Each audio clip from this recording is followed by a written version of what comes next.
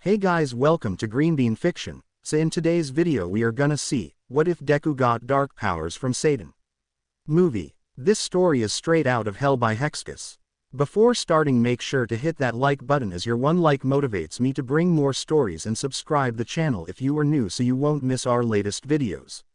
In a world full of superpowers, Izuku Midoriya was one of the few that were unlucky enough to be born without a quirk. Ever since he was 4, his life changed. Her loving mother turned into an abusive one, and his best friend turned into his worst tormentor. Every day in school he was bullied by his classmates, used as a punching bag for them to test out their quirks. The worst of them all was Katsuki Bakugo, a kid with an explosion quirk. He used to be Izuku's best friend, but as said, he became his worst bully. Katsuki had a superiority complex and had the necessity to bully Izuku constantly to feel superior.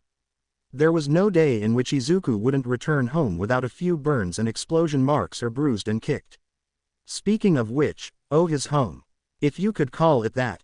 When he was diagnosed as quirkless, Hisashi Midoriya, the father of Izuku, left him an Inko, the mother of Izuku. His reasons were that of course he did not want a quirkless child. Inko after that developed a drinking habit to cope with the fact of her loved one leaving her. She also developed a habit of abusing Izuku as a way to release stress. This was the life of Izuku Midoriya. Why was it like that? Because he was powerless. And Izuku knew it. Izuku developed a habit of going to the public library and read some books. The library was the only place where he truly felt safe. One day at the age of 8, 4 years since that hell of a life started for Izuku, he accidentally made his way into an obscure part of the library. There he found books that talked about magic, demons, potions, witchcraft, and so. He found it quite interesting. He took a look at a few books. At first those books looked silly to him. After all, how would magic really exist? Then as he scrolled through the pages, Izuku found the recipe for a potion that was meant to give a strength boost to whoever consumed it. This piqued the interest of Izuku. He still thought of it as kind of silly, but what if, just what if, it was real? Izuku took the ingredients needed: animal meat, animal blood, a few plant roots, and finally blood of the maker. Izuku did all of that one night, and after trying a few times he made the right combination. Izuku drank the potion. Nothing happened. Izuku. Guess it was all just a fake. Suddenly Izuku felt a weird pain coursing through his veins. He then felt the pain throughout all of his body. Izuku began to twist in pain on the floor, but he would not scream as to NLT awake his mother. When the pain suddenly stopped, Izuku stood up. Izuku. Did it work? Izuku then went to the living room in silence and picked up a whole sofa. He wasn't able to keep it up for long, but at least it was something.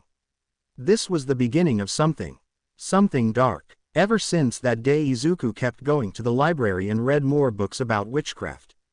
Soon Izuku learned about the potions written down there. He learned about speed potions, intelligence potions, fire immunity potions, invisibility potions, and much more.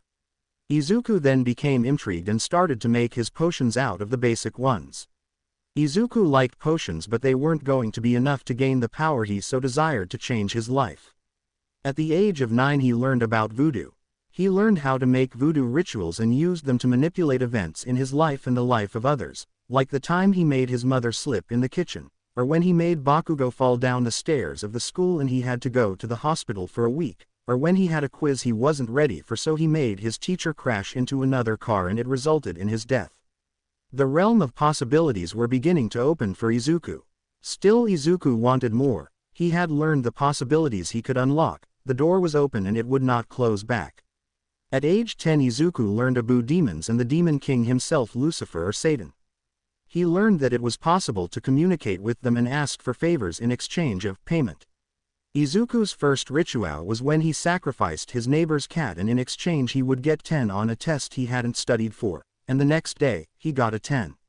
Izuku conducted his rituals in the old basement of his house, where his mother didn't even bother to go down. He always made sure to clean well so nobody suspected anything. Izuku then kept doing bigger and bigger rituals. He sacrificed a dog and a cat, then a bunch of pigeons. All of those rituals granted him boosts in his life such as strength and speed and intelligence, anything he could think of. But the boosts were small as the sacrifices he offered were not big enough and Izuku wanted more. At age 11 he did his first human sacrifice, and who would be better to sacrifice FISRT than his own abusive mother. Izuku used his strength and dragged his mother down to the basement. He nailed her to the floor and drew the ritual circle. Izuku enjoyed the screams of his mother as her soul was being ripped off her body. Izuku in exchange gained more power. That power was enough to finally fight back against his bullies. He enjoyed those powers for a year, but soon he wanted more. At age 12 Izuku wanted even more power. Izuku. Time to visit my old devil of a friend. Izuku did the ritual and soon he was in the presence of Satan himself. Lucifer. Tell me, what do you want now? Izuku. I want power. Unrivaled power. Lucifer. And what do you have to offer? Izuku looked at Lucifer for a minute and then smirked. Izuku. My soul. Lucifer. Very well then. Suddenly the floor ripped in two and Izuku could see bright flames made their way up. Suddenly a bunch of skeletal hands began to pull Izuku down, as well as some tentacles which trapped Izuku. They were pulling him to hell. Izuku. Wait, what is happening? Lucifer. You know I require payment first. Izuku Midoriya. Izuku was being pulled harder and was being covered even more by the hands' and tentacles. Izuku. Wait, no. The streets of Musafu were shaken. Everybody turned to the nearest TV or even radio to hear about the latest news. In the middle of all the chaos we see a tall, skinny figure walking down the street. People gave him weird looks, but they had bigger issues now than some weird guy walking down the road. This figure was wearing a black suit with white shirt beneath. As said before, he was tall and skinny, his nails were long and of a red color, they almost looked like bloody claws. He had a wicked smile on his face, his pointy yellow teeth could be seen. His red eyes moved around looking at everything that happened, all the while they were behind those old glasses that had a small string to keep them from falling. His decayed short green hair danced with breeze of the wind. As a last touch he had in his right hand an old walking stick with a pearl at the top. The man kept walking down the road and saw a bunch of people around a TV. He stood behind them to watch the news. Reporter. Yes, ladies and gentlemen, you have heard correctly. UA High School was just invaded by a new villain organization called the League of Villains. According to our sources, the motive was so they could kill All Might using a bio-weapon called Nomu. The TV then showed the image of a tall bulky figure with a chicken head and an exposed brain. Our mysterious man tilted his head in intrigue as well as his shadow. Reporter. Though the motives as to why they wanted to kill All Might, they are still somewhat a mystery, though a speculation has it they just wanted to prove themselves as to be the greatest villains. The man smiled widely at that comment, it had piqued his interest. He walked away from the crowd and made his way into the shadows. In a bar at somewhere in Camino, we can see a light blue-haired boy with a hand of his face arguing in front of a TV. Shigaraki. Not fair, sensei. That All Might is a cheater. He hasn't weakened at all. And then there is that black-haired brat. Cheaters, fucking cheaters. All for one. Calm down, Shigaraki, we will always get another chance. Next time they will know why you will be the next greatest villain. Suddenly interrupting the conversation, a knock on the door was heard. Shigaraki. Are we expecting someone? Kurogiri. Not quite. Shigaraki. Sensei. All for one. Kurogiri, open the door. Kurogiri. On it, sensei. Kurogiri went from behind the bar to the door. He was about to touch the handle, but he felt a chill down his spine. He hesitated for a moment, but then he grabbed the handle, turned it and opened the door. The one behind the door was what seemed as a skinny tall man with decayed green hair and in a black suit. The man suddenly opened his eyes and Kurogiri saw they were bright red. He also let out a wicked smile that allowed Kurogiri to see his yellow pointy teeth. Kurogiri had a bad feeling about this. Hello, Izuku Midoriya, a pleasure to meet you. Quite the pleasure. Izuku then grabbed Kurogiri's hand into a tight handshake. He then stepped into the bar. Izuku. Sorry for inviting myself into your lovely building, but I saw you whole fiasco on the TV and I have to say. Boy, what a performance. Suddenly Shigaraki stood in front of him with an annoyed expression. Shigaraki. Who are you? What are you doing here? Izuku. Hello, weren't you listening? I am Izuku Midoriya and I came here because of your whole attempt to kill All Might thing. Kurogiri. How did you find us? Izuku. Easy. I just had to follow the scent of utter failure coming from this guy, as he pointed to Shigaraki. Shigaraki. You piece of shit. Shigaraki tried to attack Izuku, but his wounds from the USJ hurted so much he couldn't move. Izuku. You should be careful, my friend. You don't want to kick the bucket so early. Here, let me help you. Izuku snapped his fingers and Shigaraki's wounds were gone.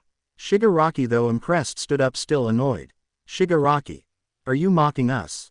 Do we look like clowns to you? Do you know who we are? Izuku smiled. Izuku. Maybe. And of course I know who you are, my hand fetish friend. You are Tamura Shigaraki. Mist guy there is Kurogiri. And the man in the TV is Mr. All for One. All for One. Most impressive. May I know how you knew I was here? Izuku. Oh mister. I could feel your evil aura from miles away. And boy do I like it. All for One. May you tell me who you are again? I don't recognize you. Izuku. As I said, I am Izuku Midoriya. But I am also called by many names like Cronus, Hermes, Karen, Satan, ha ha ha ha, but you can call me by any name. Anyways, it's all the same. Shigaraki. Sensei. Why don't I kill this guy? He could be a hero spy. Or someone trying to ruin our mission. All for One. Calm down, Shigaraki, let's hear him out. Izuku. Yes, Shigi. Calm down. Besides, if I wanted to hurt anyone here, I would have done so already. Shigaraki stood back from Izuku somewhat in fear of him. Kurogiri was stunned and decided to keep his distance. All for One found the situation very interesting. Izuku. No, I am here because I want to help you. Shigaraki. Help us. With what? Izuku. This thing you are trying to do. Kill the symbol of peace. All for One. And may I know the reason why? Izuku smiled at All for One. Izuku. That's simple. Because I am evil. Kurogiri. Just that. Izuku. What other reason would I need? Shigaraki. And how evil are you? Izuku turned and walked to a mirror. He then smiled. Izuku. Boy, the devil tips his hat to me. Ha ha ha ha. Meanwhile, in the reflection of Izuku, which had a hat, despite Izuku not having one, tipped his hat to the real Izuku. Izuku. I do it all because I am evil. All for One. And what do we need to use your services? Izuku. They are free. After all, their tears and screams of pain are all the pay I need. Shigaraki. So you will just do it for nothing? Izuku. Ha ha ha, well, now that you mention it, I just one thing in exchange actually. If I help you, then you will help me with something I have been working on. I will fill you in the details later. All for One. Just that. Izuku. Yes, after all, I pledge my allegiance to all things dark. And don't worry, Mr. All for One. I promise on my damn soul to do as I am told. I assure you, you have never seen a soldier quite like me. I will not only do my job but do it happily. Shigaraki. Just one more thing, what is your quirk? Izuku turned his head to him and smirked. He then turned entirely to Shigaraki. Izuku. Quirk. I don't need such thing, ha ha ha ha ha. Suddenly everything began to distort and many shadows could be seen emerging from Izuku. They began to make their way to every corner of the room, and just as abruptly as it started, it ended. Shigaraki's and Kurogiri's souls had almost left their body at this point. They could be seen as small ghosts leaving their body. Izuku went to them and pushed the souls back to their bodies. Shigaraki and Kurogiri then regained their senses. All for One. I guess that settles it. Izuku smiled widely at that. Izuku. So do we have a deal then?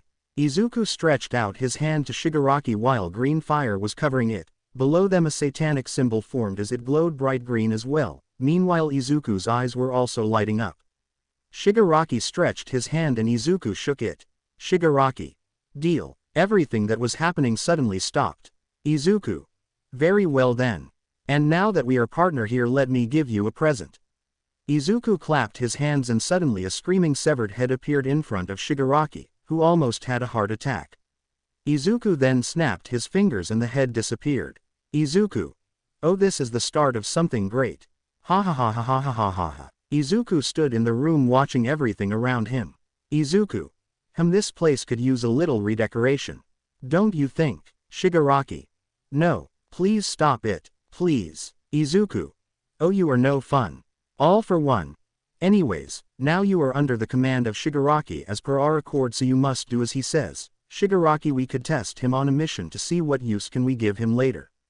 Izuku. Of course. Izuku then went to Shigaraki and placed his arm around his neck. Izuku. What do you want me to do, my traumatized fellow? Shigaraki thought for a while and then got an idea. Shigaraki. I want you to retrieve Nomu. Izuku. Oh, you mean that chicken on steroids of yours? Shigaraki. Yes, well, it's not a chicken. Izuku. Whatever you say, buddy. Izuku then walked away from Shigaraki and looked at the mirror. Izuku. I just wish to know one thing. What limitations do I have? As Izuku said that last phrase, his body seemingly swapped from place, though his reflection stayed the same. Shigaraki looked at Izuku for a moment. Shigaraki. Well, none. Izuku smiled greatly at that while his eyes glowed with excitement. Shigaraki had a chill go down his spine. He hoped he would not regret it later. Shigaraki then walked near Kurogiri. Shigaraki. Su, Kurogiri here will bring you to the place where we suspect they have the Nomu, is that good? Izuku then became a shadow and reappeared between them, having one arm in each of their necks. Izuku. Sounds awesome, but there is no need, my friends, trust me. He removed his arms from their necks and gave them a smack in the back. Needless to say, the smack sent them flying to the other side of the room. Shigaraki, a bit stunned from that, recovered his senses and asked. Shigaraki. What do you mean? Izuku. You said you wanted to test me, right? Well then I shall show you my abilities. And one of them is teleportation. All for One was surprised. All for One. Oh, what an arsenal you have. Izuku. Indeed, my dear Darth Vader rip-off. Now just wait for a while and soon I will back. Izuku placed his hands on a wall and then opened a portal by tearing it. He then entered the portal and it then closed behind him. Shigaraki. Gosh, in what have we gotten ourselves into? Outside a government research facility. A portal opened and Izuku came out of it.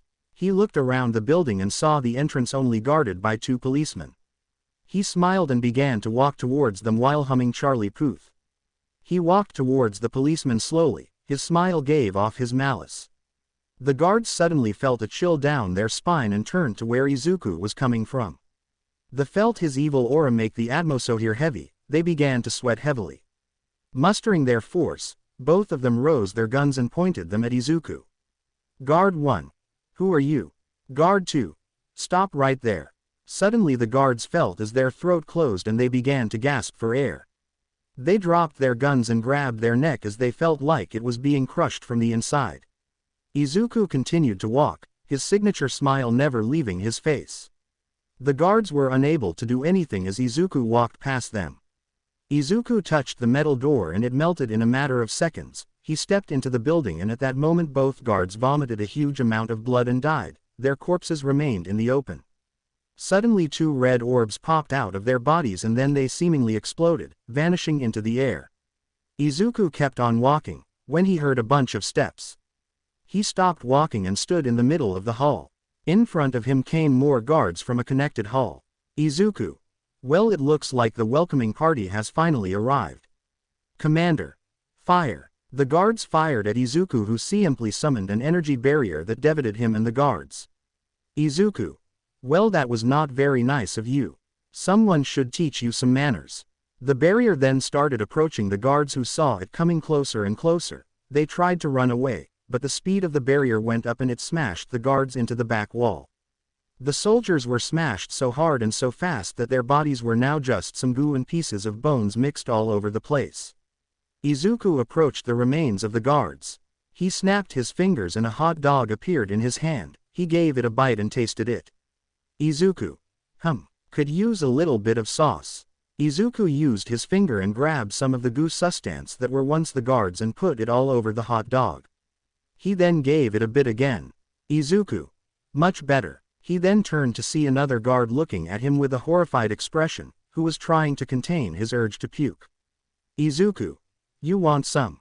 The guard simply turned around and ran while screaming. Izuku. Well, more for me then. Suddenly the guard tripped and landed in some spikes that had just been generated. Izuku kept walking down the hall and went past the corpse of the spiked guard. He continued walking down the building until he found a giant room with a bunch of guards pointing his guns at him. Izuku. This is going to be fun. Izuku opened his palm and then moved his fingers, curling them into a fist. Suddenly all the guards began to feel pain all throughout their body. They dropped their guns and began to scream in pain. Some remained standing, others fell to their knees, others fell to the floor twitching. Their screams of agony could only be compared to being skinned alive. Suddenly the skin of the guards began to fall from their body.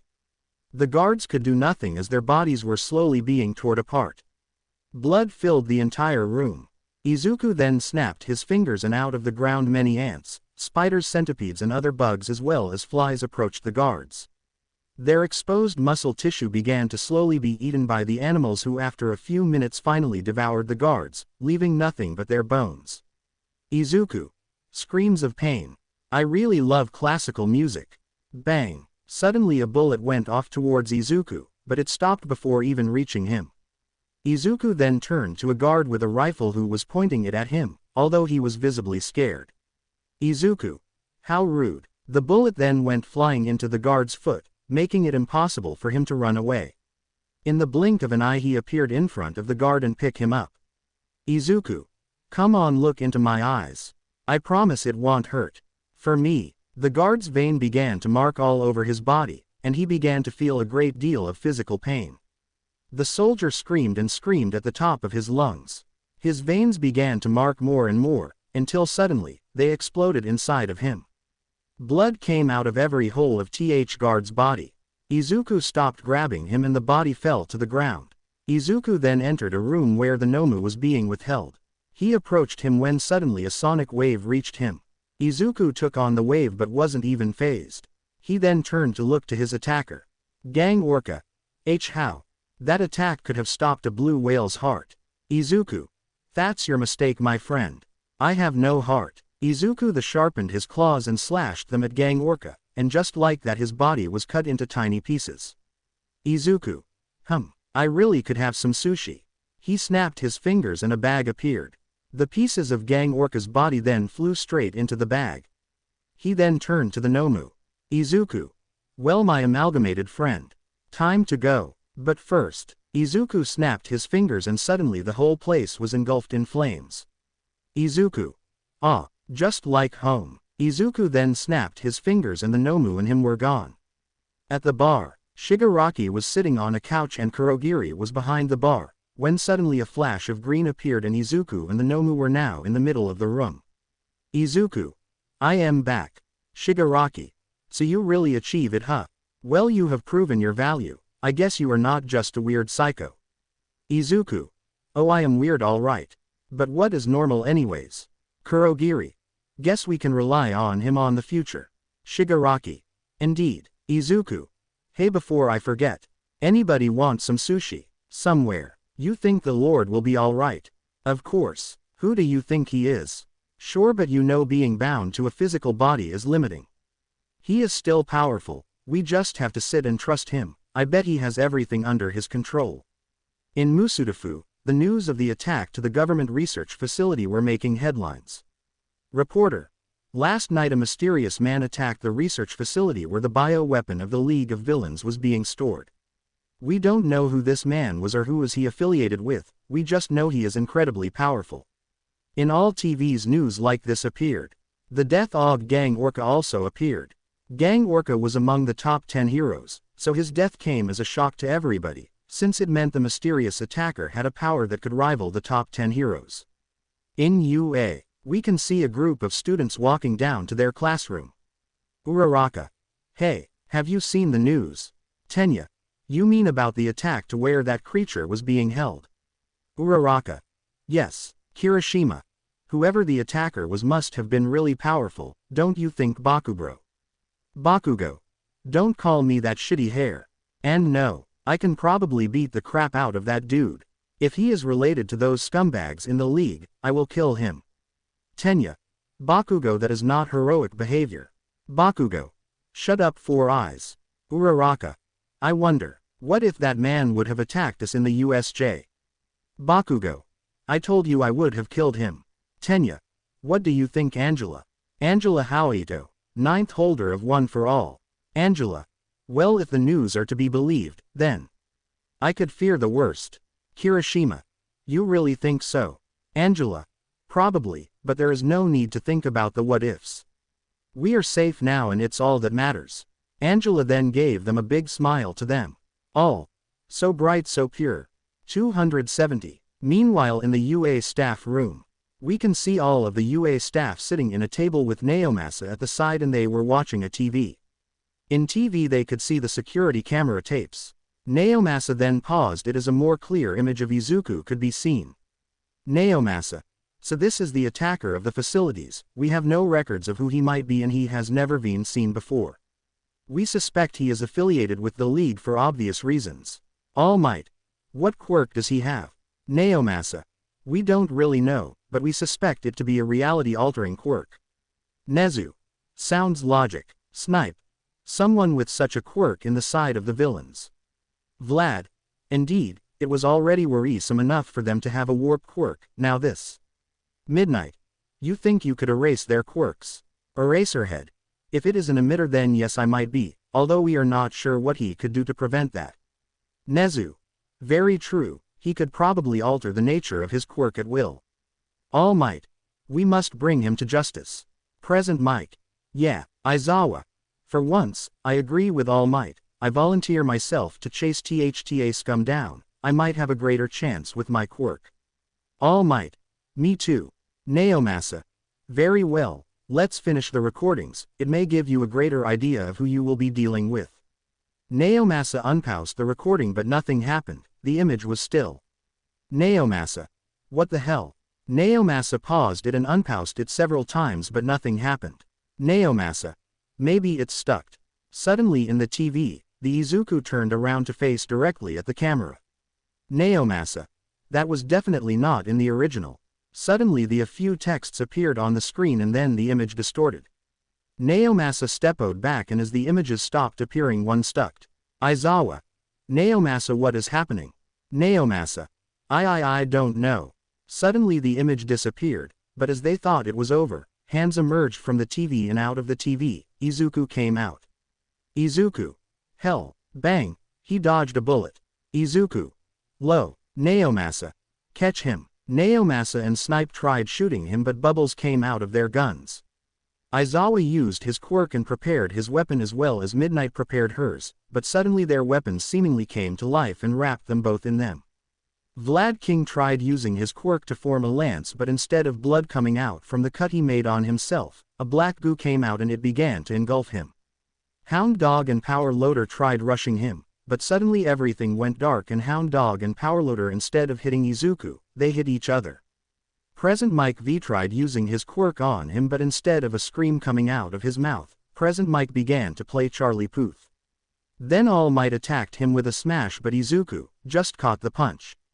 Izuku then made All Might deflate and Izuku sent him away by blowing on him. Izuku. May I speak now?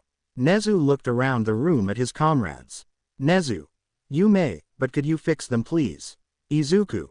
Of course. Everything went back to normal. All Might. Who are you? Izuku.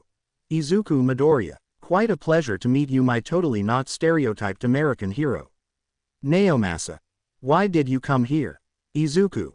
Well, you know it's just rude to talk about someone who is listening. The heroes felt a strange pressure in the atmosphere, his presence was now able to send shivers down their souls as the adrenaline from the beginning wore off. Nezu. Well, we had to discuss you after all you were doing things against the law. Izuku. Laws. I will not be bound by laws. Not anymore. Naomasa. That's impossible, everyone inside society is bound to them. Izuku. Ha ha ha, dear, you don't know what's possible. Nezu. What is your purpose here at the moment? Izuku. Now that's a great question by dear homunculus thing. I have my plans to work on something I have been meaning to do for quite some time. But I know you will get in my way since you consider me some big bad villain. So I came here to offer you a deal. Nezu. Deal. Izuku. Yes, deal. Naomasa. And what deal do you offer? Izuku. You will not get in my way and I promise any member of your ranks will be safe from me. Naomasa. You really expect us to just let you roam around? Izuku. Maybe. Nezu. I am sorry Mr. Midoriya, but we don't negotiate with villains.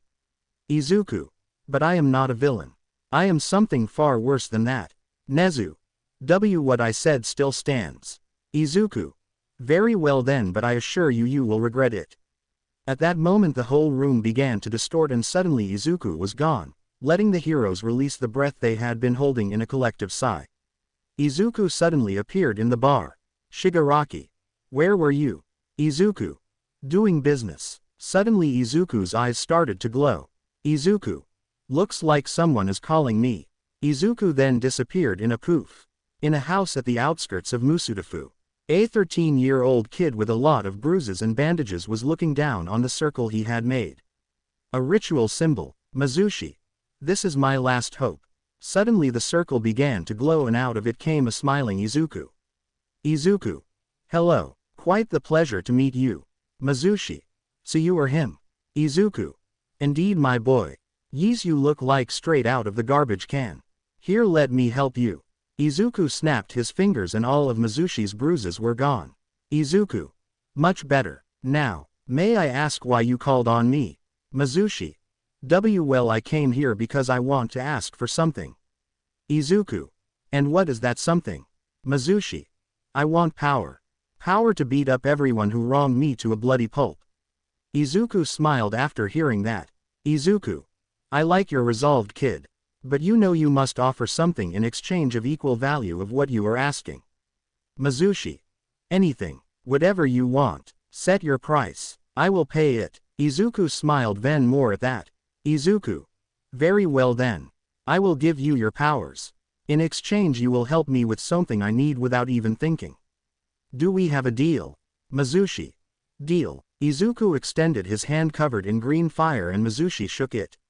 Suddenly Mizushi began to feel pain throughout his body. He fell to the ground while screaming. His veins began to mark, and his muscles were tonified. Out of his back 2 wings appeared and his skin became blood red. His legs turned inhuman. His eyes began to glow, just like the fire of hell, and his teeth became pointy. A helmet and a sword also appeared to aid him, and soon the transformation was complete. Suddenly a man came to the room. Man. Hey brat. Wait, do you think you are doing screaming at this hour? I will beat you so hard you will. What the hell?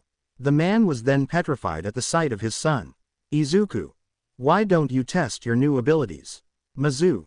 Right. Mizu grabbed his sword and slashed against from a distance. His father was slashed in 2 and half of his house was destroyed.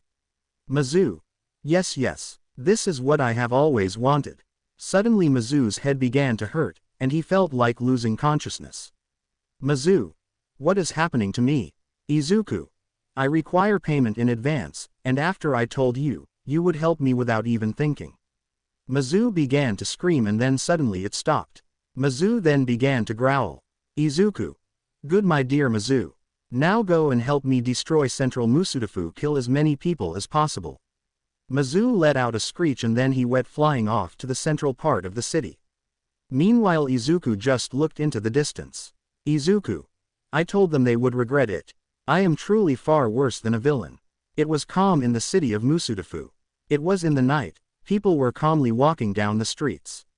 The police and heroes were patrolling the streets to ensure the safety of the people. The stars enlightened the dark sky.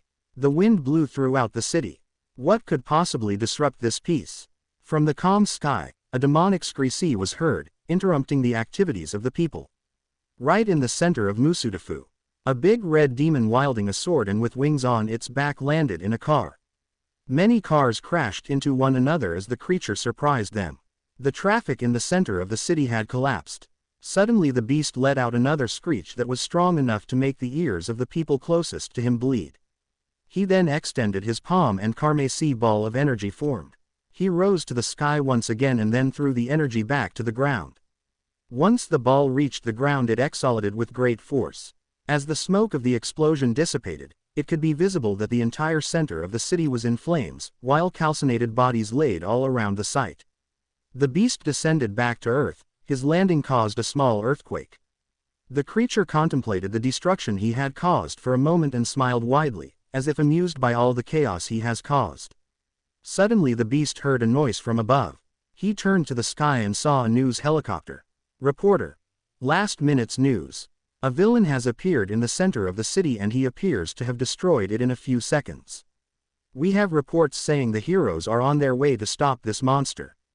The demon then suddenly rose up his sword and slashed in the direction of the helicopter.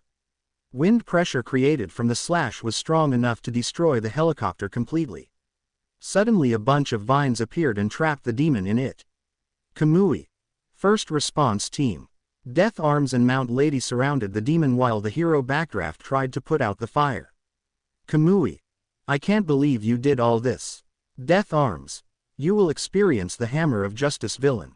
Suddenly everything began to shake and the demon broke free of Kamui as his muscle expanded and destroyed the vines. He charged against Kamui and with an inhumane strength he sent him flying straight through the city. Death Arms. Damn you. Death Arms tried to charge against the demon. He managed to land several blows against him but they had no effect on the monster. Instead the demon caught his hands and began to squeeze them.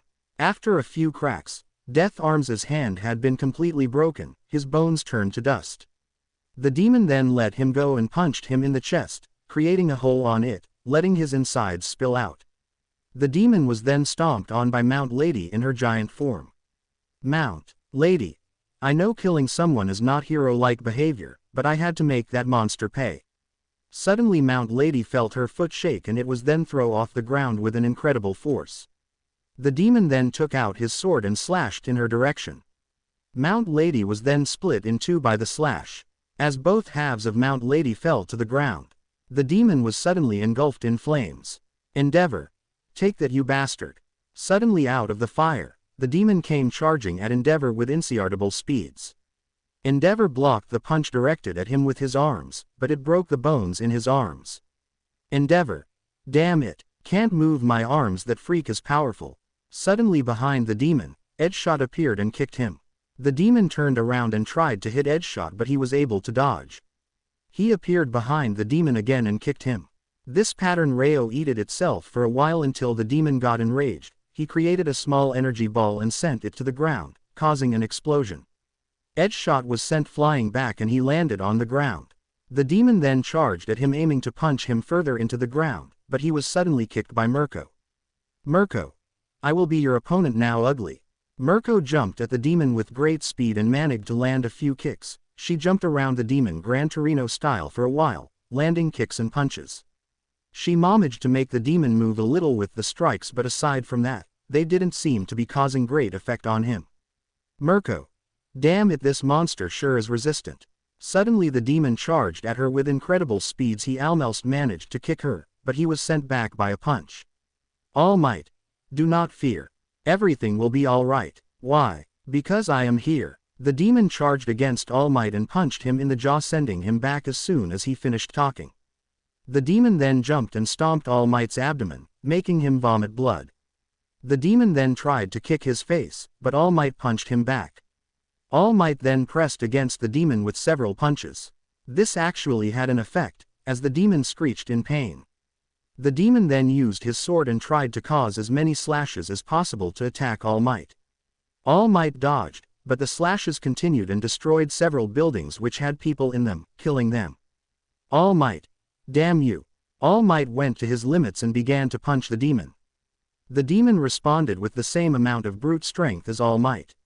They began a fierce exchange of fists. They had almost equal strength and speed.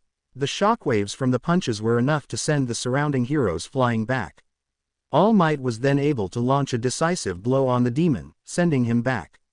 The demon summoned his sword, but All Might was able to break it and punch the demon in the face, sending him back once again. The demon then summoned energy balls and threw them at All Might. All Might dodged and everything behind him exploded. All Might. If my power is not enough to beat him, then maybe I can use his to my advantage. As the demon was charging another energy blast, All Might charged at him with his top speed and grabbed his arm.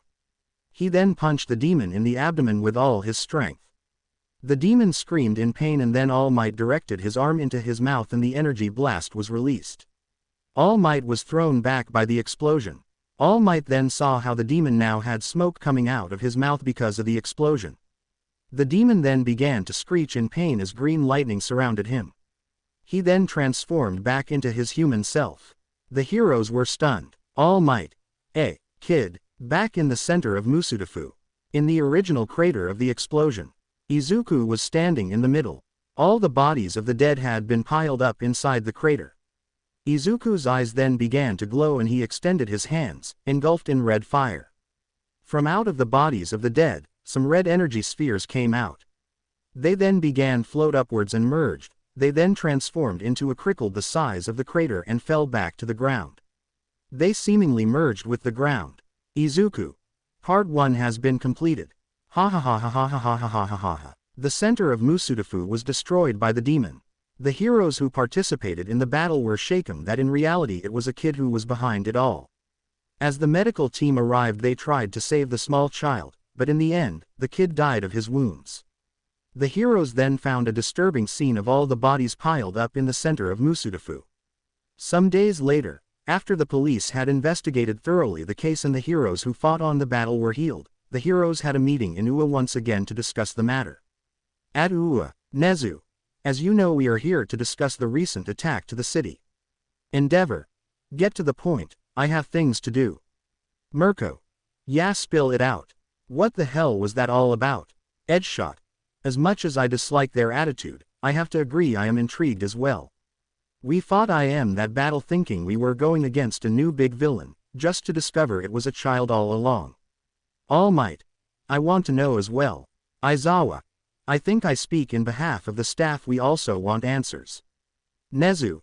Okay, you are in your right to know. Naomasa, may you please explain to them what we have found? Naomasa. Right, the kid who was the villain was called Mizushi Tamashi, a 13-year-old middle schooler. He came from a poor household and lived in the outskirts of the city. After researching we believe he may have had an abusive background. Midnight Mirko. Oh my. Their motherly instincts awoken. How could someone do that to a small child? All Might. Whoever did that to him was scum. Edgeshot. May I ask what kind of quirk he had? Naomasa. That's the thing, according to all records, he was quirkless. Endeavor. Quirkless. That thing we fought was certainly not quirkless. Naomasa. That is what the official records state. Endeavor. You can shove your records up your Edgeshot. Enough. Endeavor, calm down. I believe you have a possible explanation for this. Naomasa. Indeed, we went to research his house and we found it half destroyed. He also found the corpse of his father laying around, cut into pieces. We investigated the remains of the house and found his room. What was in there was disturbing. Aizawa. What was in that room? Naomasa. In the floor there was drawn a satanic symbol. According to my research it is used to perform rituals. Endeavor. You are telling me the kid became that thing after performing some dark magic ritual. Are you hearing what you are saying? Naomasa. Yes, I am. Though I have a feeling this connects to our other case. Snipe. Izuku Midoriya. Naomasa. Yes. Mirko. Sorry, who? Present Mike. The one who attacked that research facility. Endeavor. Oh, All Might. How do you think it connects? Naomasa. I did a research on the name. Izuku Midoriya was a 12-year-old child who disappeared 4 years ago. According to my research, he also came from an abusive family and was also quirkless. His mother died when he was 11, though somehow the judge ruled to let him stay alone, instead LF going to an orphanage. At age 12 he disappeared. When the police investigated his house they found a bunch of dark magic books and materials. They also found a symbol written down in the floor of his basement. I analyzed the photos of both symbols and found them out to be exactly the same. So now we have two quirkless children who performed some sort of ritual, which was exactly the same, and suddenly they became extremely powerful. Endeavor. Are you seriously telling me that this all happened because magic? Don't make me laugh. Magic is not real. I have better things to do than to hear this fairy tale. Endeavor stood up and left. Mirko. I have to agree with Flames over there. Sorry detective, it just doesn't make sense to me. Mirko also stood up and left. Edgeshot. Do you really think that magic is the source of our problems or the devil? Naomasa. I am certain there is a relation between those two and the rituals, but I can't be sure what is it. Aizawa. And you think it is possible for those things to exist? Naomasa. As Izuku said. We have no idea what is possible. Nezu. Well then, looks like this is our reality now. At the bar, Izuku reappeared after some days. Izuku. Hello my villainous fellas. Shigaraki. Where have you been? Again. Izuku. I have just been doing good bussiness. Kurogiri. Bussiness. Shigaraki. What kind of bussiness? Izuku. Well, to give you an example, my last bussiness ended up with a great fireworks show in the center of Musafu, ha ha ha ha ha. Shigaraki. That was because of you, Izuku. Yes, yes indeed. Kurogiri. From where did that beast appeared? Izuku smiled at the question. Izuku. I created it. Shigaraki. You, Izuku. Yes I, Shigaraki. Incredible, that beast had a power even greater than Nomu. Can you create another one? Izuku. Indeed he was more powerful, and even tacky into account that one was utterly weak. But I can only create them if I strike a deal. Shigaraki. That was weak. What are you, Izuku? Me, oh I am nothing to worry about. I am just like the fly in your soup. Or maybe the pebble in your shoe. Or perhaps the pea beneath your bed. Or a bump on every head. But also the peel in which you slip. Or a pin in every hip. Or the torn in your side. But most importantly, I am evil, ha ha ha ha ha ha ha. With that Izuku walked away into one of the rooms. Shigaraki. Can't believe this is our new reality now. Shigaraki was sitting on the bar while Kurogiri was cleaning it. Shigaraki had his eyes fixed on the TV. The UA Sports Festival was on the news. Shigaraki. Those damn brats. If it hadn't been for them I would have killed All Might. Kurogiri. Calm down Shigaraki. We will get our revenge, and now with our new ally, I think victory is within our grasp. Shigaraki. Right, but I want to teach them a lesson. Izuku. Izuku suddenly appeared behind Shigaraki. Izuku. You called, Shigaraki. Indeed. Tell me, have you been bored lately? Izuku. Of course I have been. There is nothing much to do lately and you won't let me to go and hunt babies. Shigaraki. You know that's messed up, even for you. Izuku. But it is such a lovely hobby. Shigaraki. Anyways, how would you like some entertainment? Izuku smiled. Izuku. Entertainment. Shigaraki. Yes. Shigaraki pointed at the TV. Shigaraki. The UA Sports Festival is currently happening, and those brats they're fighting were the ones who made my plan fail last time. I want to give UA a lesson, so why don't you go and have some fun? Izuku smiled widely. Izuku. Of course. Thank you very much. Don't move your eyes from the TV. The show is about to start. Izuku then suddenly teleported away. Shigaraki. This is going to be good, ha ha ha ha ha. At the UA Stadium, Angela and Todoroki were in the middle of a heated battle.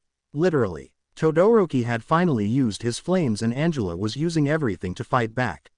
Suddenly Todoroki and Angela collided in a high five, and the whole arena exploded. Present mic. Damn it, Eraserhead. What are you teaching your students? Midnight, who won? Midnight looked around and saw Todoroki in his knees in the arena, while Angela had 1 foot out of the arena. Midnight. Angela is out of bounds. Shoto Todoroki is the winner. The crowd went wild with claps and cheers from both. As the smoke began to clear, they could see Angela approaching Todoroki. Todoroki. Sorry, I overdid it, Angela. We both did. Angela smiled at Todoroki. She then hugged him, they then separated. Todoroki. Thank you, Angela. No need. What kind of hero would I be if I couldn't help my friend? Bravo. Bravissimo. Clap clap clap. The UA staff tensed after hearing that voice. The students and spectators were confused. In the arena, Angela and Todoroki looks around until they saw a skinny man with decayed short pointy green hair in a suit while holding a walking stick with a pearl at the top and wicked smile on his face that allowed THWM to see his yellow teeth that contrasted with his pale skin and red eyes. Angela. Who are you? Izuku. I go by many names, sweetheart. Izuku suddenly appeared in the arena in front of them. Angela and Todoroki stepped back. Izuku. So you don't have to worry about that.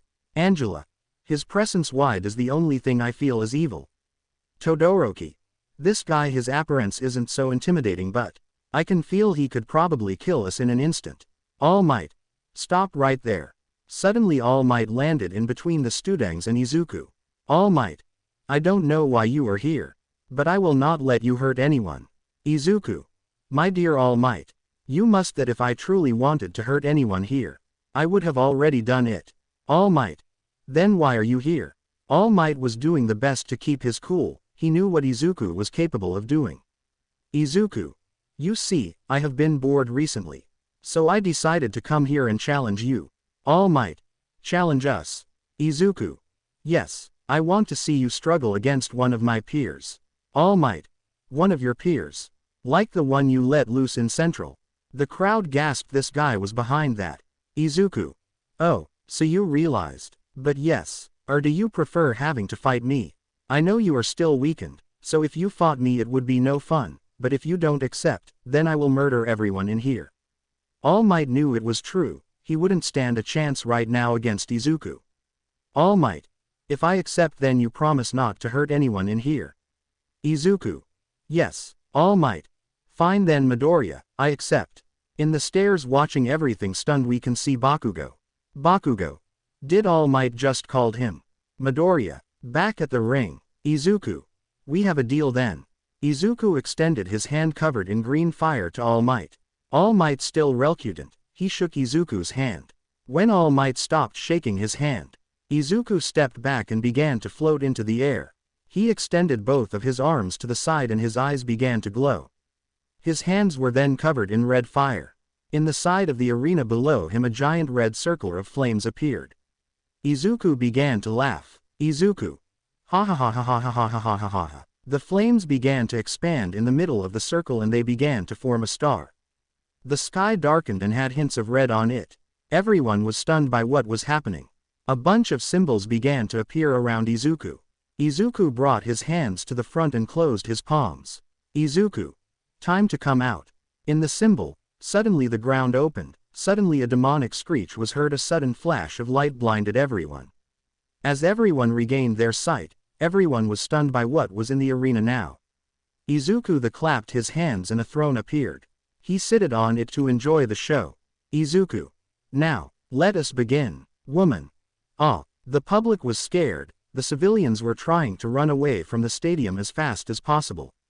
Izuku. And where are you going? Izuku snapped his fingers and all the exits were closed by an energy barrier. People tried their best but they couldn't get through it. Izuku. I don't want anyone interfering. Izuku clapped and an energy dome covered the entire stadium. Izuku. Now come on ladies and gentlemen. Sit back and enjoy the show. If anyone tries anything funny to interfere, you will regret it. It is only All Might and the kids. All Might turned to Angela and Todoroki. All Might. I am sorry kids, for dragging you into this. Angela. You don't have to be All Might. Todoroki. We may be injured but we are still able to fight. Angela. Let's kick that thing's butt. All Might. Very well then. Just be careful, this thing is probably on par with the creature that destroyed the city a few weeks back, if not a bit stronger. Todoroki. That thing. Angela. There is no going back now. All Might. Right. All Might turned to the demon and Midoriya. All Might. Let's do this.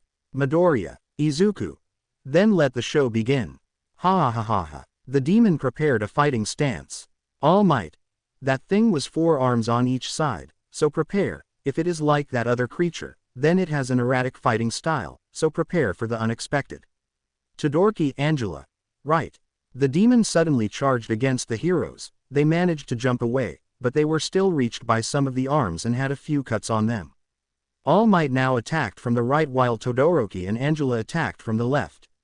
All Might had to dodge the lance but was cut in the chest by the other 2 arms, though only superficially. All Might ignored the pain and continued. He managed to land a punch on the demon's face. Todoroki. He is distracted, let's continue. Todoroki threw a barrage of flames against the demon's face, meanwhile Angela jumped and landed a punch against the demon's side. Todoroki launched then a barrage of ice spikes to pierce the demon, meanwhile All Might jumped and smashed the demon into the spikes in the ground. Suddenly All Might was grabbed by the tail of the demon and he was thrown against Angela. The demon then turned to Todoroki and ran fast at him.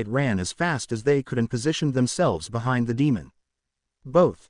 Double Texas smosh. The punch the demon up into the sky.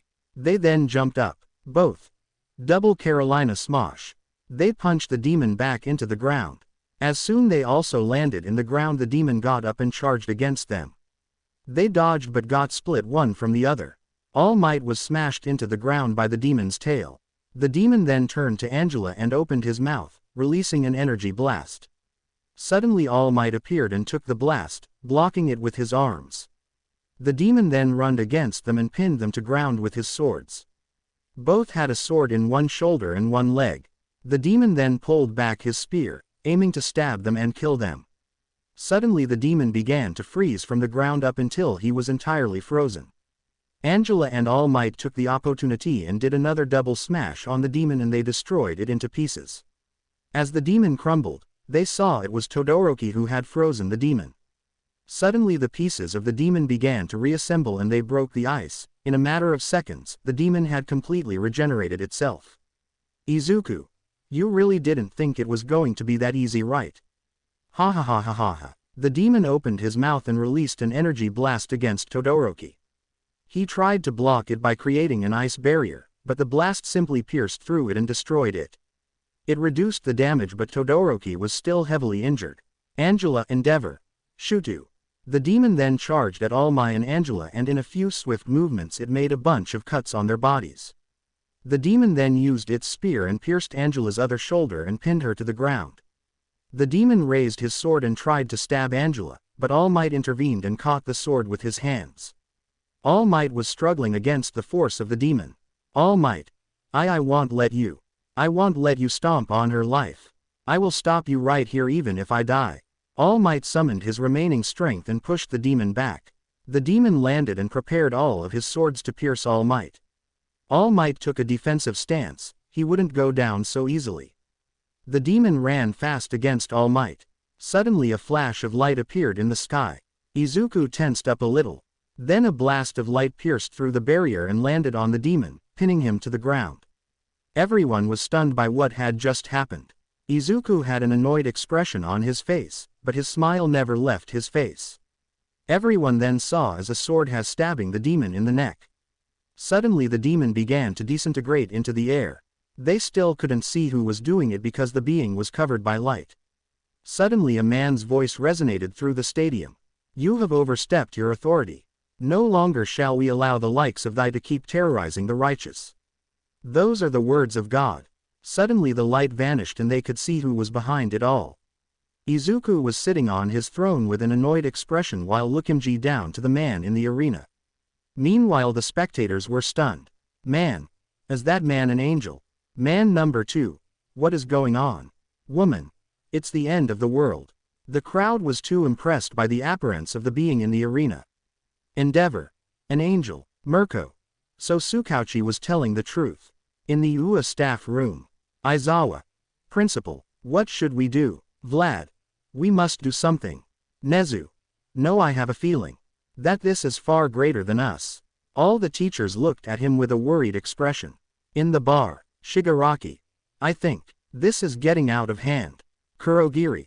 This is bad. In All for One's hideout. All for One. Oh. How interesting. Who will win? The demon or the angel?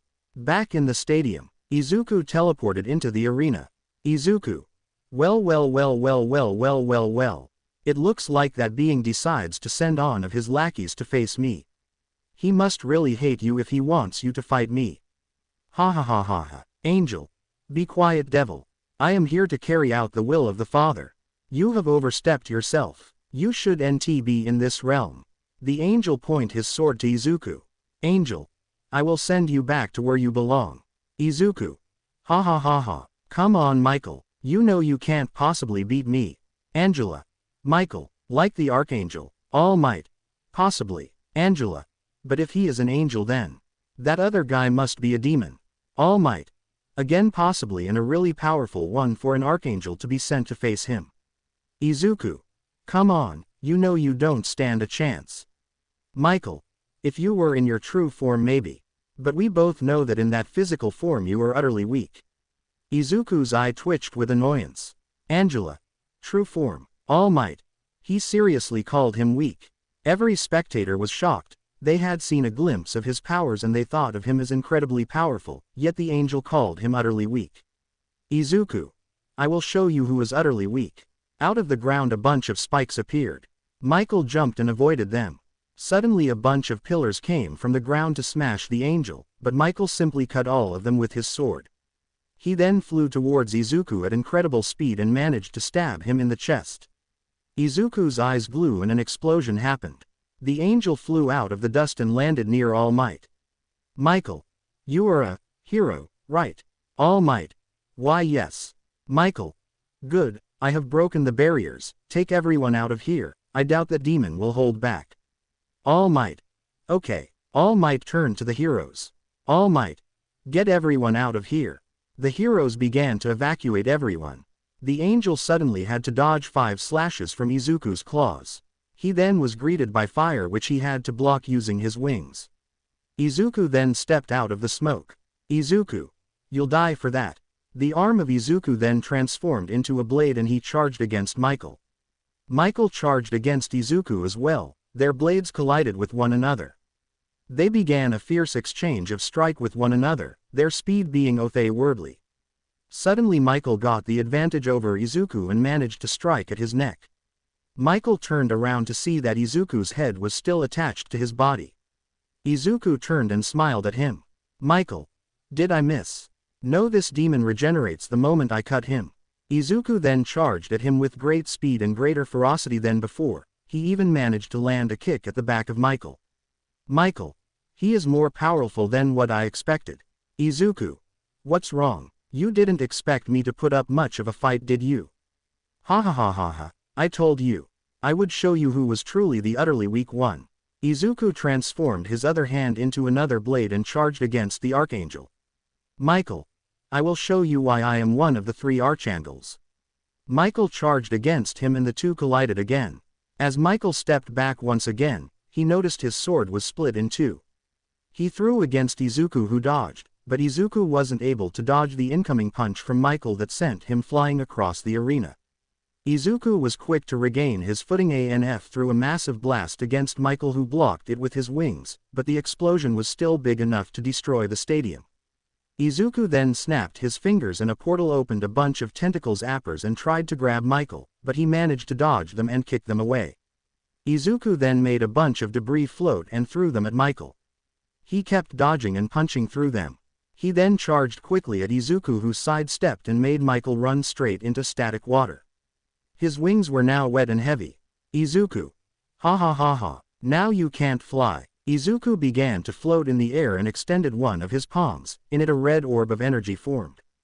Izuku raised his hand and the ball became bigger and bigger. Izuku. Bye bye my dear angel. Ha ha ha ha ha ha. Izuku then threw the ball against Michael.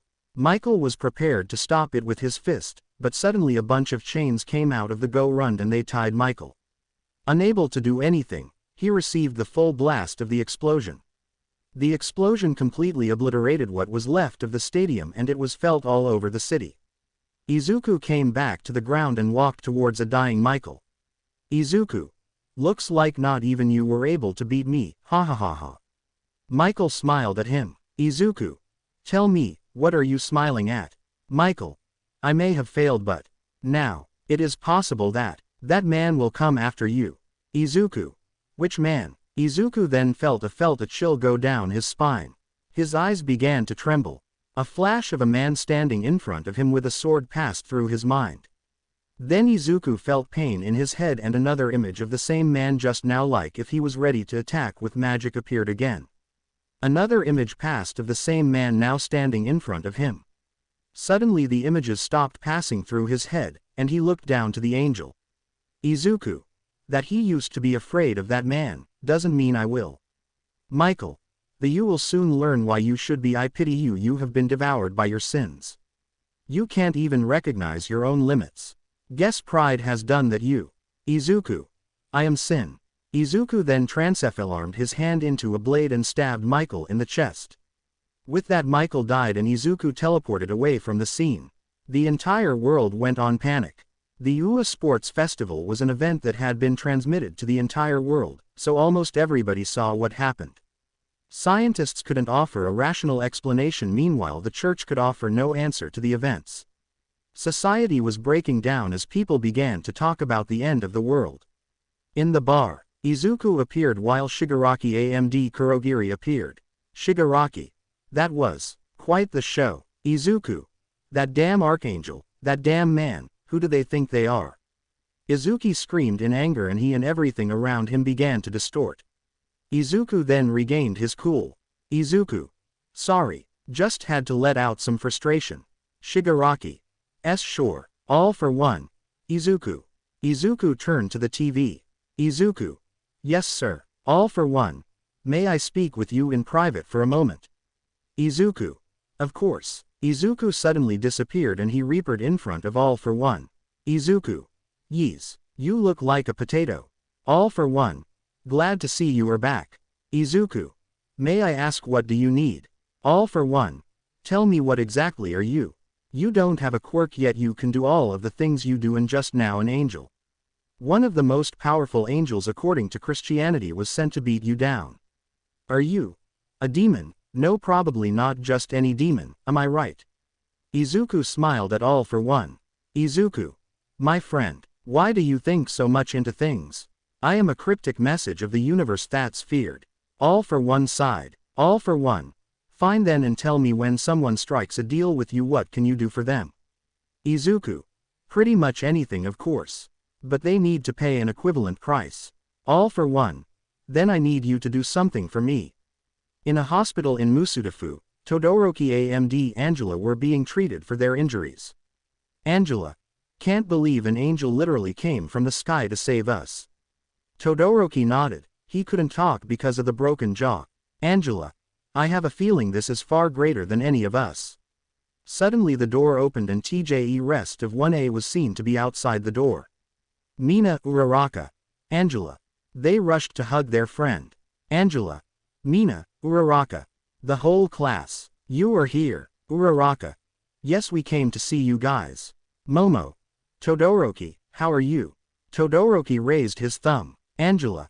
He can't speak because of his broken jaw. Momo. Oh, Kirishima. You were extremely incredible back there.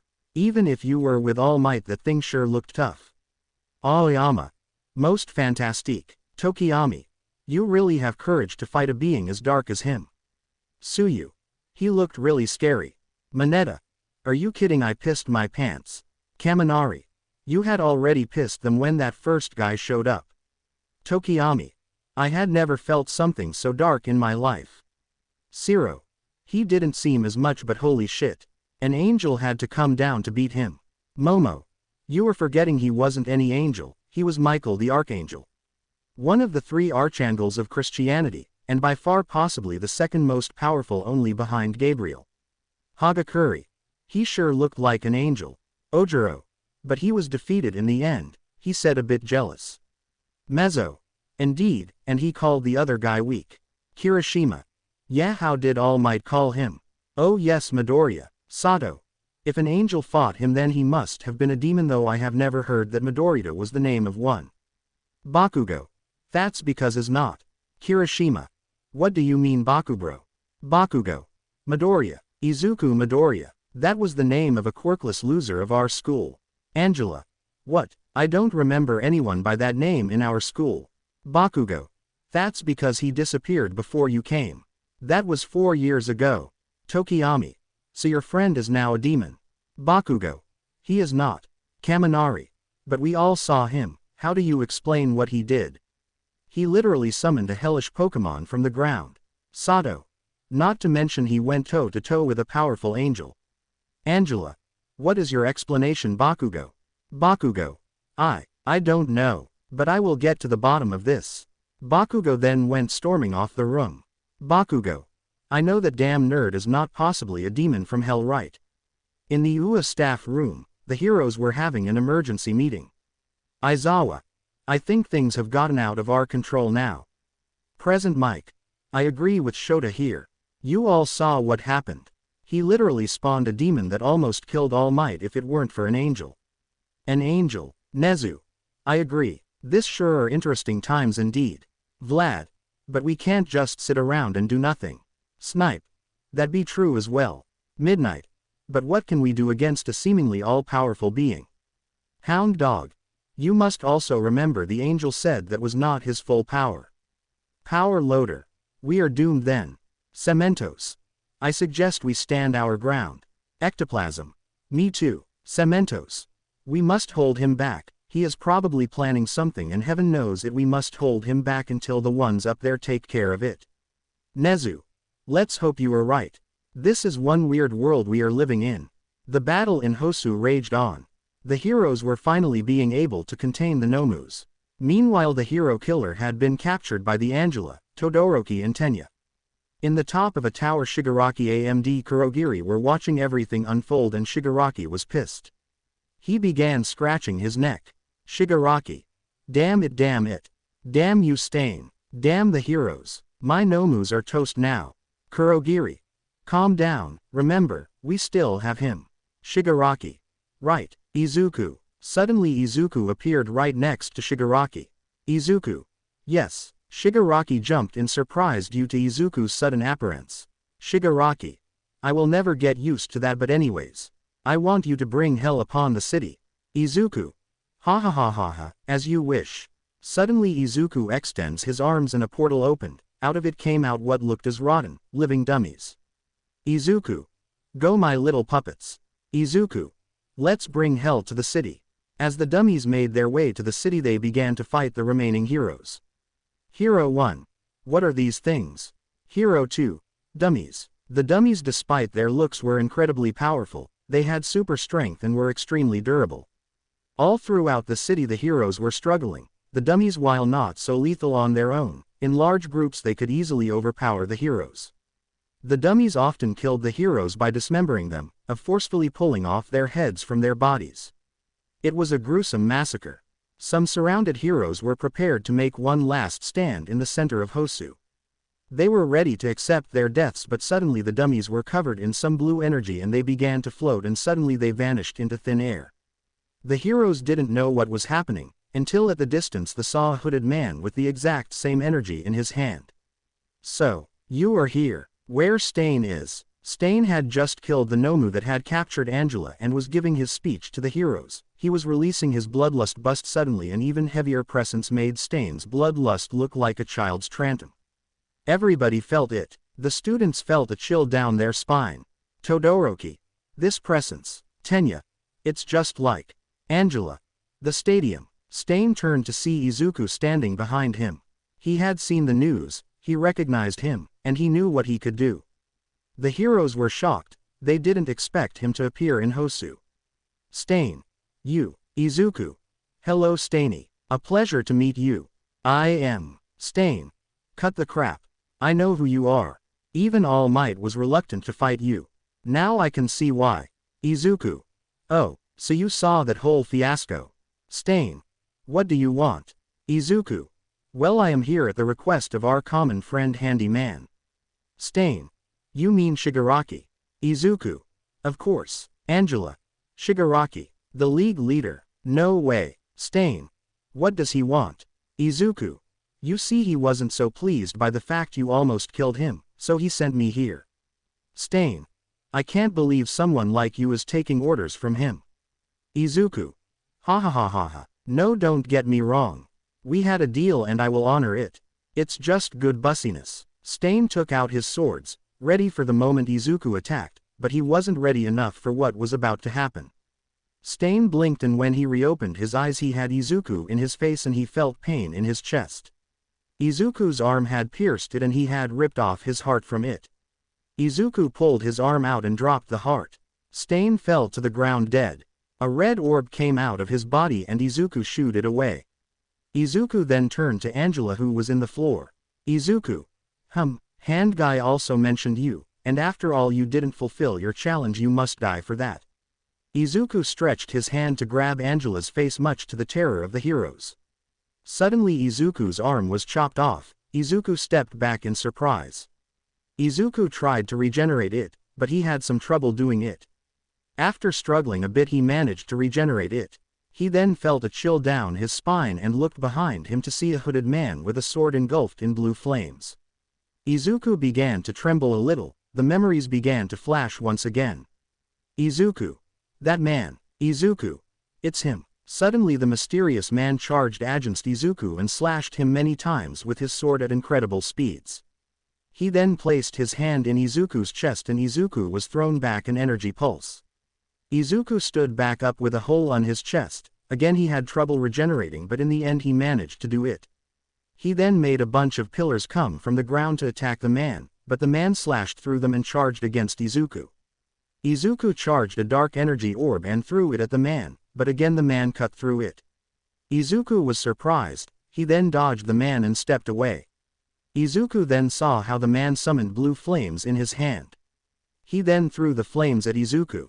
Izuku easily dodged it, but he didn't expect the flames to change direction and hit him in the face. Half of Izuku's face burned away. Izuku was unable to regenerate it. Izuku. You'll pay. Izuku threw his own barrage of crimson flames to the man, but he simply blocked it and dissolved it into thin air. Izuku.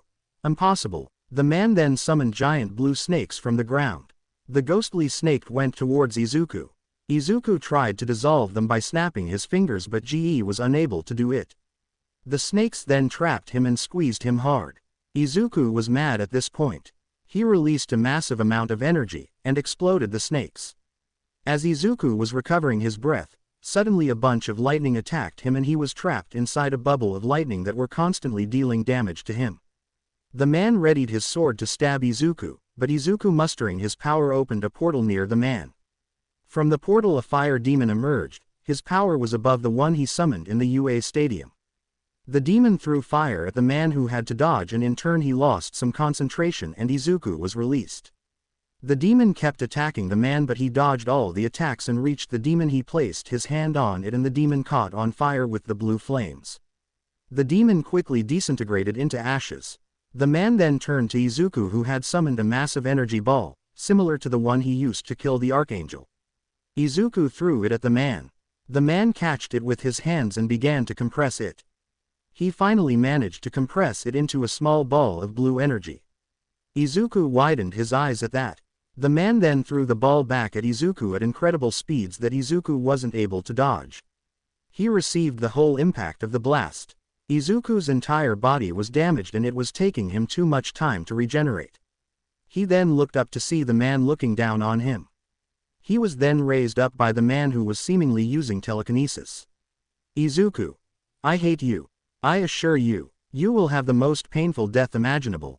Izuku then summoned his powers and everything began to distort. He threw a bunch of spikes and material shadows at the man, who created an energy barrier to prevent himself from being pierced, releasing Izuku in the process. Izuku then ran against one of the heroes nearby and placed his hand on his face. They all watched in horror as the hero began to transform into an abomination. He began to radically attack everything. Izuku took the opportunity the distraction had given him and teleported away. The man, seeing the creature, he prepared an energy ring. He threw the ring at the demon and it slowly began to transform back into a human. It was finally over. The man was then approached by Angela. Angela. Who are you? What is all this about? The man turned to her. He snapped his fingers and a small amount of energy made its way into her head. Then some information made its way to Angela's brain. If you want answers, then find me at the location and hour I gave you. In the blink of an eye, the man was gone. The battle of Hosu left everyone with a thirst for the truth. What was truly happening? What was the true nature of Izuku? Who was the mysterious man who almost beat Izuku? All of those questions were soon to be answered, or at least they hoped so. Angela and Todoroki were summoned to assist in another UA staff meeting. Having been the two most involved with the whole affair, it was the reasonable thing to do. Angela and Todoroki were nervous, but they entered the room. There they saw the whole of the UA staff sitting around a table. They also saw there were 2 empty chairs in a table. Naomasa was also present. Nezu. Mr. Todoroki. Ms. Haoito. Please take a sit. Angela. Thank you, Principal Nezu. Todoroki. Thank you, Nezu. Now you are here because of the recent events that took place in Hosu. Mind telling us about it? Angela. Well, Todoroki. As you know, we were fighting against Stain and managed to capture him, although he managed to get away. As he was giving us a speech on his beliefs, the man of the arena appeared and killed him. Nezu. I see. Endeavor. It's true, I was there. Suddenly Endeavor and Gran Torino entered the room. Nezu. Glad you could come, Endeavor and Gran Torino. Naomasa. Don't worry, Endeavor, I was using my quirks, so I know they are telling the truth. Nezu. Could you continue, please? Angela. Midoriya, as All Might referred to him as, then tried to kill me, but suddenly a hooded man with a sword appeared and he began to fight Midoriya. The man was able to use what I believe was magic. He gave Izuku a tough fight and his attacks seemingly made Izuku's regeneration almost useless. Izuku had to run away from the man. I asked him who he was, and the man I suppose casted a spell on me that allows me to see the images of an old neighborhood, and he told me to meet him there at 6 p.m. today if I want answers. Naomasa. Did you saw the face of this man? Angela. I couldn't, I am sorry. Nezu. Don't be, it's okay. Naomasa. Do you know then the location this man told you? Angela. Sorry, I don't exactly. Endeavor. You said he casted you a spell to let you know the directions, didn't you? Angela. Yes, but they are just images. I can't pinpoint the locations, but I am sure if I follow the images I can find a way. Nezu. Very well then, we must organize a group to investigate the zone.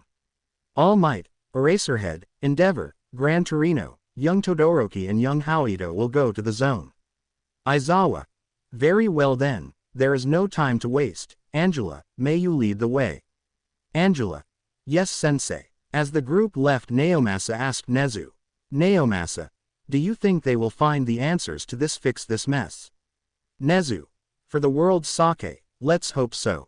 The group followed Angela as she guided them through the city in hopes of finding the mysterious place the man had said they should meet. After 1 hour of walking around the city, they finally reached a dead end. Angela. This is supposed to be the place. Endeavor. What? You made us go around the city for 1 hour just to reach a dead end. You brat. Gran Torino. Todoroki. Calm down. All Might. Please give her time. Angela. Are you sure this is the place? Angela. Positive. Aizawa. Then there is something weird going on. Todoroki. Everything is weird with those guys. All Might. Can't argue that. Todoroki walked into the wall and stared at it. Angela. What's wrong, Shoto? Todoroki. That guy seemed an skillful magician, and with magic you can do anything right. Then what if? Todoroki stretched his hand into the wall and it went through it. Todoroki. As suspected. Gran Torino. Bingo. All Might. I told you to be patient, Endeavor. Endeavor. Whatever. The group passed through the wall and saw a house on the other side. They were in the middle of a blank void. Endeavor. The heck? Gran Torino. Look like an old German house. All Might. How is this on the other side of that wall? Aizawa. Better not question. Angela. Wow, so you came. The group turned to see a hooded figure standing in front of the house. Todoroki. He is that man. Aizawa. Where are we? You were inside a personal dimension. Angela. You said if we came you would give us an explanation of what was going on, right? Indeed. Please, come.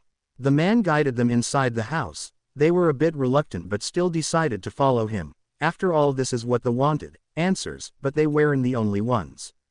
We can see someone walking down the road, a blond boy with a look of the determination set on his face. He continued to follow the path he used to take when we was very little. It had been years since he had walked down this path, and the circumstances that drove him to wackle down through it again did not please him. He finally reached his destination. He looked at the place and a chill went down his spine. How long had it been since he had visited the place? Bakugo. I swear I will get to the bottom of this, and what better place than where it begun?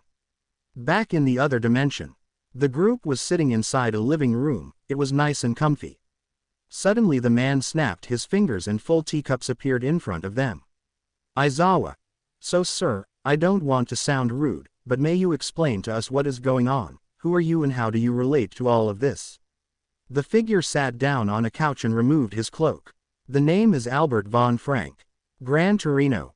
Oh, quite the unusual name. You are not from here. Albert. Not entirely. I do come from the region of nowadays Germany. Endeavor. Why do you make it sound like you predate Germany itself? Albert sighed. Albert. I was born during the reign of Emperor Charlemagne of the Frankish Empire.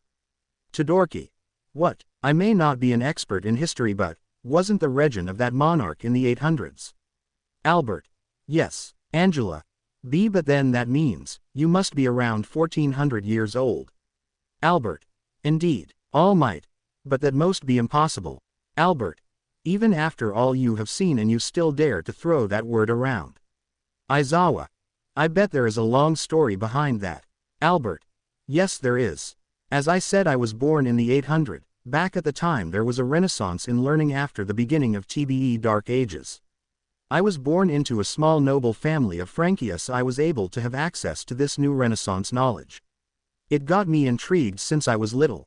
As I grew older I spent my time studying and doing research. I guess I became an early scientist. I developed things such as the molecular and atomic theories way before they were MSDD known. I also began to dive into the world of chemistry, physics and biology. I wanted to learn everything. That also made me dwell into the world of magic. I had my theory that magic was just disguised science, and I thought maybe if I could combine them, then maybe the path to discover the secrets of this world would open, but I was running low on time. The lifespan of people wasn't that much back then, you know. I soon fell ill, but I didn't want to go, not before discovering all the secrets this life has to offer.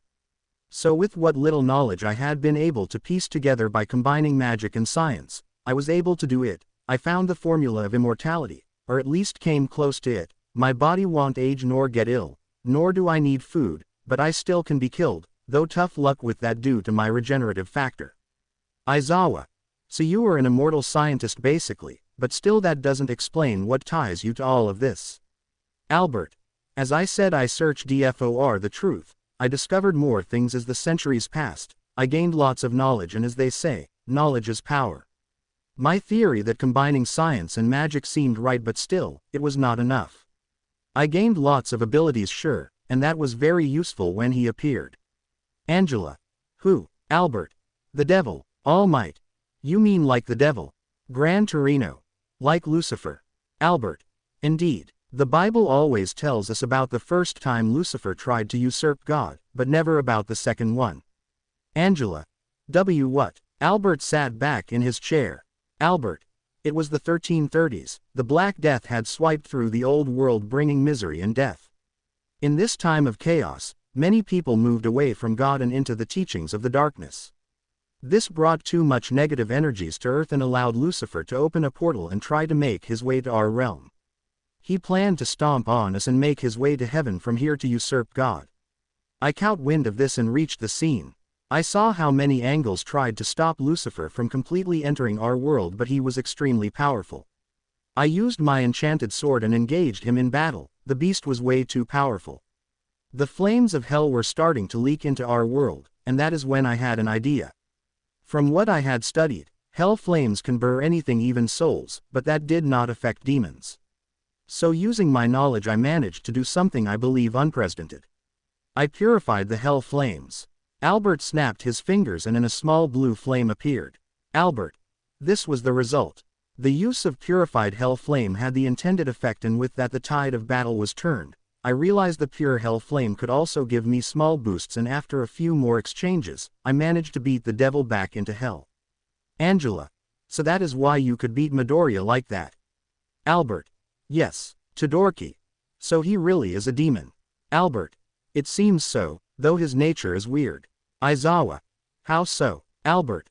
I can't say for sure, I just know he is not like any other demon I have faced. In the old house. Bakugo entered the house and began to look around. It sure seemed like a mess. The house had not been inhabited for a long time. As he walked through the ruins of it, he reached the living room. He looked around the room and then he saw a set of stairs. Bakugo. That nerd's room must be there. Bakugo walked up to the floor above. He was careful as the stairs looked like they may break at any moment. He reached the second floor and made his way to what he remembered to be Izuku's room. He reached the door and entered it. He looked around the place and investigated it, but he found nothing. He walked down again trying to think. He had investigated the entire place, yet he found nothing. Maybe the damn nerd wasn't a demon after all. He then remembered the one place he had forgotten about. The basement. Bakugo searched around the Hosu again until he found it, the basement door. He opened it just to see how a bunch of rats came out of there. He then walked into there. He felt tense as he felt constant chills going through his body. He then reached the bottom and saw another door. He wasbt ready to see the image of what was behind. A bloody corpse with Izuku standing above him. Izuku turned his head and looked at Bakugo. Izuku. Oh, I wasn't expecting a visit. Nice to see you, Kachan. Bakugo stepped a bit in fear. Bakugo. Why, you really are Izuku? Izuku. The one and only, my good firecracker. Bakugo. What happened to you? You really are a demon. Izuku. Oh sure I am, buddy. Bakugo. How is that even possible? What did you do? Answer me, you fukesitard. Izuku. Hey, language buddy. Bakugo. Language my ass. You are going to tell me what the hell is going on? Izuku cracked a smile. Izuku. Very well then, as you know, poor me was born without a quirk, and so I was mistreated by everyone for that. So poor little me decided he wouldn't take that anymore and begun to read. After some time, little me found a book about magic and got into it, but the power he got just wasn't enough. He craved and craved and craved some more, giving the life of his mother for it, but it just wasn't enough. He wanted some more. So in his last attempt he paid a visit to his old devil of a friend, so as to get the power he so craved. Bakugo stood there and watched Izuku with a shocked look. He then regained his usual scowl. Bakugo. So you did that just for power? You are telling me you sold your soul to the devil? Izuku, after hearing that, begun to laugh maniacally. Izuku. My dear, I did not sell my soul to the devil. In the end, I replaced him. Bakugo stood back in fear. Izuku was giving off some dark energy that made Bakugo all tensed up. Izuku. Now, off my property. An explosion shook the ground. We can see Bakugo flying out of the ground and landing on the road. The fragile structure of the old house collapsed. Bakugo took a lot of damage from that explosion. He barely had time to step up again. Bakugo, as soon as Izuku charged him, released possibly the biggest explosion he had ever done, which sent him flying out of the house but also got Izuku away from him. As Bakugo stood up, he looked back to see Izuku walking out of the rubbly hole, regenerating his face. Izuku. Wow, that sure was unexpected. As much as I would like to play with you, I have things to do. Don't worry though, I will leave a friend for him to play with you. Izuku clapped his hands. You called. Izuku and Bakugo turned to the voice. They saw a white demon sitting in the branch of a tree. Izuku. Oh Alistair, my good fellow, why don't take care of my friend here? Alistair. Sure thing, boss. The demon jumped off and landed on the road, causing it to crack. Izuku. I leave the rest to you. In a sudden flash of light, Izuku disappeared. Alistair. Time to work, I guess. Alistair then charged at Bakugo at blinding speeds and punched him in the stomach, sending him flying down the road. Bakugo stood up and coughed blood. Alistair then stomped on his back, pinning him back into the ground. Bakugo felt as his back was being crushed. Bakugo putted his hand to his sides and made his palms aim to Alistair. He then released a massive explosion and sent Alistair back. Bakugo then stood up quickly and turned to look at Alistair. Alistair. That's quite the power. How exciting. It would be a shame if you died so quickly. Bakugo. Shut up, you bastard. Alistair charged at him once again, but this time Bakugo used his quirk to dodge the incoming attack. Bakugo didn't expect for Alistair to maneuver around using his wings and turn to kick Bakugo in the face. Bakugo once again landed on the floor. As Alistair made his way to Bakugo, but he was able to bring his hands to the front and released an explosion on Alistair's face. Bakugo then quickly stood up. He then barely dodged a hand coming out of the smoke. He then used his quirk to jump back further. Alistair. Amazing. Amazing. You really are impressive for just being a human. It has been long since someone was even able to dodge me. Show me what you can do, human. Alistair then appeared in front of Bakugo and threw a kick at his face, but Bakugo managed to block it with his arms, but he was still sent flying back from the force. He still managed to land on his feet. Bakugo felt a sharp pain in his forearms. Bakugo. Damn it, that definitely broke something. This guy, his strength and speed is insane, probably even above All Might's. He was then punched out of his thoughts by Alistair, who punched him in the face. Bakugo went flying back again. His face was then grabbed by Alistair and he was shoved into the ground. Alistair pulled Bakugo's head up from the ground and smacked it back into the ground several times while laughing maniacally. Alistair. I had a good time with you. But I must kill you. But don't worry, when you go to hell, we will see each other and will be able to have fun for the rest of eternity. Ha ha ha ha ha ha ha. He then began to squeeze Bakugo's head as he began to scream in pain. He felt how his skull was being crushed.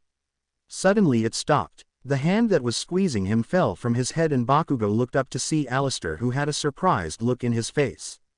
Alistair jumped back and regenerated his arm. Alistair. Oh, ha ha ha ha, so you finally decided to show yourself. Bakugo looked back to see a winged man with a blade for an arm behind him.